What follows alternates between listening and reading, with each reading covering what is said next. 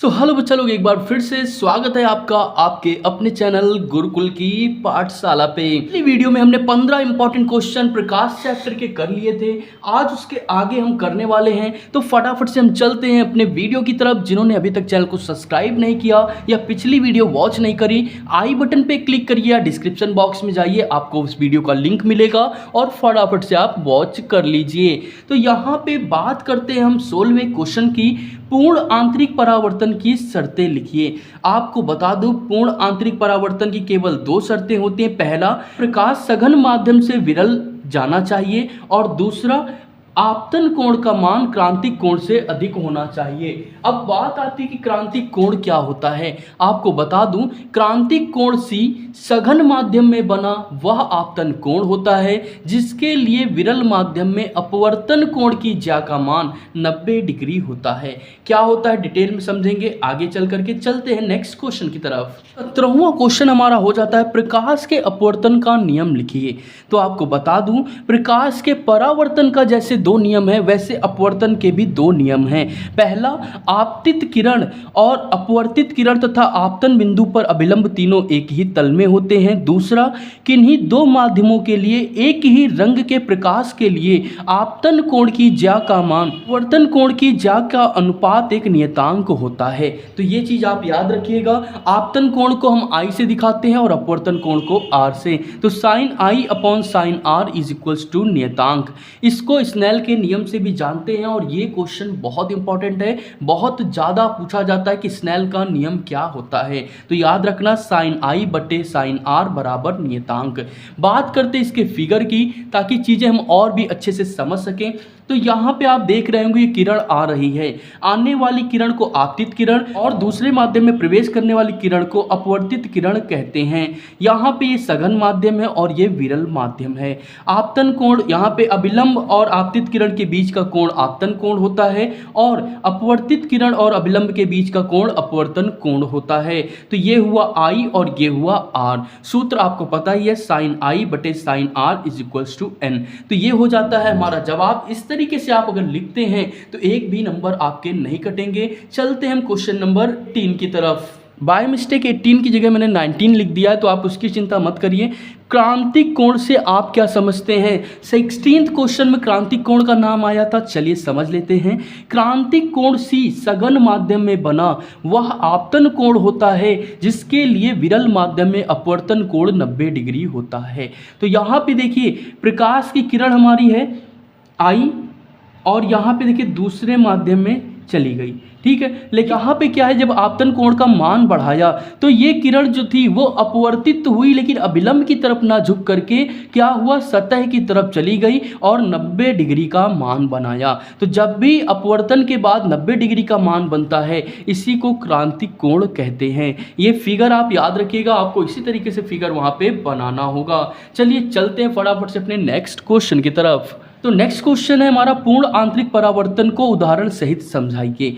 तो यहाँ पे है, यदि आपतन कोण का मान बढ़ाएं अर्थात क्रांतिक कोण से अधिक कर दें, यही किरण हमारी क्या है ऊपर चली जाए, तो इसी को हम पूर्ण आंतरिक परावर्तन कहेंगे। ठीक है, समझिए, यदि आपतन कोण का मान बढ़ाएं अर्थात क्रांतिक कोण से अधिक कर दें तो प्रकाश विरल माध्यम में नहीं जाता, बल्कि संपूर्ण प्रकाश परावर्तित होकर सघन माध्यम से लौट जाता है। प्रकाश का पूर्ण आंतरिक परावर्तन कहलाता है। देखिए, जब यहाँ पे क्या है, आपतित किरण आई और उसी माध्यम में वापस लौट गई, दूसरे माध्यम में नहीं गई, तो इसी को पूर्ण आंतरिक परावर्तन कहेंगे।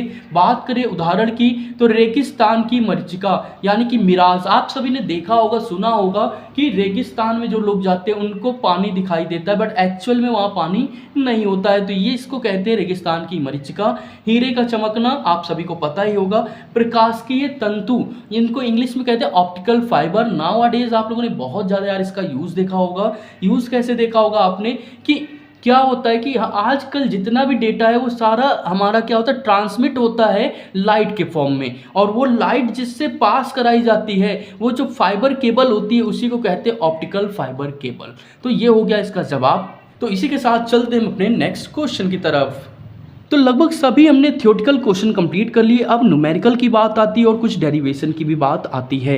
तो पहली डेरिवेशन मोस्ट इंपॉर्टेंट है हमारी, रेखीय आवर्धन किसे कहते हैं। गोलीय दर्पण में बने प्रतिबिंब के रेखीय आवर्धन के लिए सूत्र लिखिए, यानी m बराबर -v/u सूत्र कहाँ से आया है, हमको इसको दिखाना है और दूसरी चीज़ इसकी परिभाषा लिखनी है। तो आपको बता दूं, प्रतिबिंब की लंबाई तथा वस्तु की लंबाई, सुनिएगा, प्रतिबिंब की लंबाई तथा वस्तु की लंबाई के अनुपात को क्या कहते हैं, रेखीय आवर्धन m कहते हैं। ये तो हमें समझ में आ गया, जबकि दोनों लंबाइयां मुख्य अक्ष के लंबवत ली जाती हैं या नापी गई हों।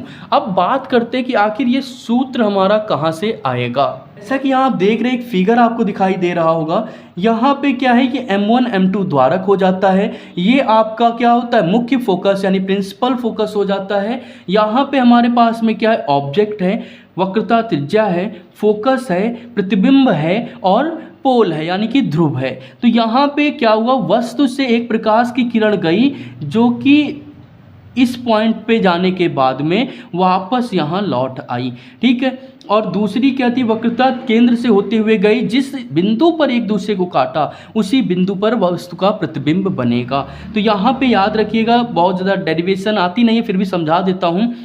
यहाँ पे देखिए क्या है, O डैश P, ठीक है, और O है, O डैश P और O है। एक ये ट्राइंगल दिखाई दे रहा है, ठीक है। एक क्या दिख रहा है, PI डैश दिख रहा है, ठीक है। एक क्या दिख रहा है, PI डैश हमको दिखाई दे रहा है।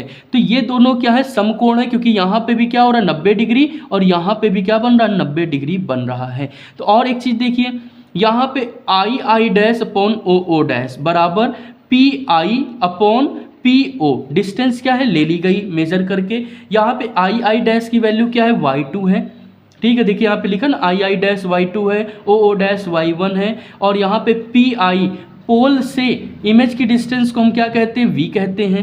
पोल से ऑब्जेक्ट की डिस्टेंस को हम u कहते हैं। देखिए यहाँ पे -v/u आ गया। तो यही हमारा जो -y2/y1 है, इसी को हम लिख देंगे क्या, m लिख देंगे, m बराबर y2/y1 बराबर -v/u। तो ये हो जाता है हमारा सूत्र, इस तरीके से आपको करना है। तो चलते हैं इसके न्यूमेरिकल की तरफ। पे क्या दिया है, 23वां प्रश्न, 5 सेंटीमीटर लंबाई की एक वस्तु की लंबाई दी गई है 5 सेंटीमीटर। तो O डैश की वैल्यू क्या हो गई, 5 हो गई, याद रखिएगा। और वस्तु की फोकस दूरी F कितनी दे दी गई है आपको, 20 सेंटीमीटर दे दी गई है। उत्तल लेंस है तो F पॉजिटिव हो जाएगी। केंद्र से दूरी, लेंस के केंद्र से 30 सेंटीमीटर की दूरी पर रखा जाता है। तो दूरी पर रखा जाता है तो क्या रखा जाएगा, वस्तु रखा जाएगा। तो U की वैल्यू है -30 सेंटीमीटर। अब आपको पता है लेंस की बात हो रही है, तो 1/f बराबर 1/v - 1/u सूत्र होता है। मिरर में प्लस होता है और हमारा जो लेंस है, लेंस में माइनस होता है। वैल्यू को रख देंगे, सॉल्व करेंगे तो हमारे पास में ये आंसर आ जाएगा। वहाँ तक तो बात हो गई। अब क्या कहा गया था कि हमें आकार निकालना, m बराबर v/u। याद रखिएगा, लेंस के लिए m बराबर v/u होता है, मिरर के लिए m बराबर -v/u होता है। ये चीज़ याद रखिएगा। v की वैल्यू कितनी है, हमको पता है 60 जो कि मैंने निकाली है। u की वैल्यू कितनी है, -30। O हमें कितना दिया था, 5 सेंटीमीटर, और I नहीं पता था। यहाँ से क्या करेंगे, सॉल्व करेंगे तो I बराबर 60 × 5/30। तो यहाँ से क्या हो, इसको काट देंगे, 20 आ जाएगा, सॉरी 2 आ जाएगा, 2 × 5 = 10। तो यहाँ पे 10 सेंटीमीटर आएगा। और जो वस्तु है, ठीक है, उसकी जो इमेज है वो लंबी बनेगी, उल्टी बनेगी और रियल बनेगी, क्योंकि नेगेटिव में वैल्यू आती है तो इमेज आपकी रियल होती है। चलते 24वें और 25वें क्वेश्चन की तरफ। इसी के साथ में पहले चैप्टर के सभी इंपॉर्टेंट क्वेश्चन हो जाएंगे समाप्त। तो जैसा कि 24वां प्रश्न है, 15 सेंटीमीटर फोकस दूरी वाले उत्तल लेंस, F हमारी क्या है, 15 सेंटीमीटर उत्तल लेंस है तो पॉजिटिव में वैल्यू हो जाएगी। U की वैल्यू कितनी है, -30 है। लेंस का सूत्र क्या होता है, 1/f बराबर 1/v - 1/u। तो 1/15 बराबर 1/v माइनस 1/-30, माइनस माइनस क्या हो गया, प्लस, उठा के इधर लाएंगे तो 1/v बराबर 1/15 - 1/30। एलसीएम 30 आ जाएगा, 15 2 = 30 और 1 तो 2 - 1/30 करेंगे तो 1/30। तो v की वैल्यू कितनी आ गई, 30 सेंटीमीटर हमारे पास आ जाएगी। प्रतिबिंब की स्थिति लेंस की दूसरी ओर लेंस से 30 सेंटीमीटर दूरी पर होगी और प्रतिबिंब वस्तु से 60 सेंटीमीटर की दूरी पर बनेगा। तो ये चीज़ याद रखिएगा। चलते हैं अपने नेक्स्ट और आखिरी क्वेश्चन की तरफ। उत्तल लेंस से 30 सेंटीमीटर की दूरी पर रखी, उत्तल लेंस है, ठीक है, दूरी कितनी 30 सेंटीमीटर, तो u बराबर -30 हो गया। यहाँ पे प्रतिबिंब दी गई तो v बराबर क्या है 20 सेंटीमीटर हो गया। फोकस दूरी निकालना है, सूत्र आपको पता ही है, वैल्यू रख देंगे और 12 सेंटीमीटर आ जाएगा। इमेज कुछ इस तरीके से हमको यहाँ पे बना के दिखानी होगी, क्योंकि इसमें साफ साफ कहा गया स्वच्छ किरण आरेख खींचिए। एक चीज़ याद रखिएगा, फिगर कंप्लीट तब तक नहीं होता जब तक इसमें क्या ना बना दिया जाए, एरो ना बना दिया जाए। तो आप भी एरो जरूर बनाइए, वरना वो आपका कंप्लीट नहीं माना जाएगा। इसी के साथ में हो गई है हमारी वीडियो कंप्लीट। प्रकाश का परावर्तन और अपवर्तन पूरी तरीके से खत्म हो गया। अब आगे क्या करने वाले हैं, मानव नेत्र कंप्लीट करने वाले हैं, जिसके लिए करना आपको बस इतना है कि चैनल को सब्सक्राइब कर लेना है। वीडियो फ्री ऑफ कॉस्ट है। इसकी पीडीएफ के लिए फटाफट से हमको क्या करना है, टेलीग्राम पे मैसेज करना है। हमारा टेलीग्राम चैनल का लिंक डिस्क्रिप्शन बॉक्स में है, फटाफट से आप हमको मैसेज करिए। एक एक नोट्स आपको दिखाई दे रहे हैं, बहुत ही प्रॉपर बनाए गए हैं। इनके बाहर बोर्ड एग्जाम में कुछ भी नहीं आना है। अगर आपने सही से पढ़ लिया तो full out of full marks आपके आएंगे। तो मिलते हैं मानव नेत्र के साथ में, मानव नेत्र का जो चैप्टर है उसके साथ में। तब तक के लिए बाय बाय। चैनल को करें सब्सक्राइब, वीडियो को करें लाइक और दोस्तों के साथ शेयर जरूर करें।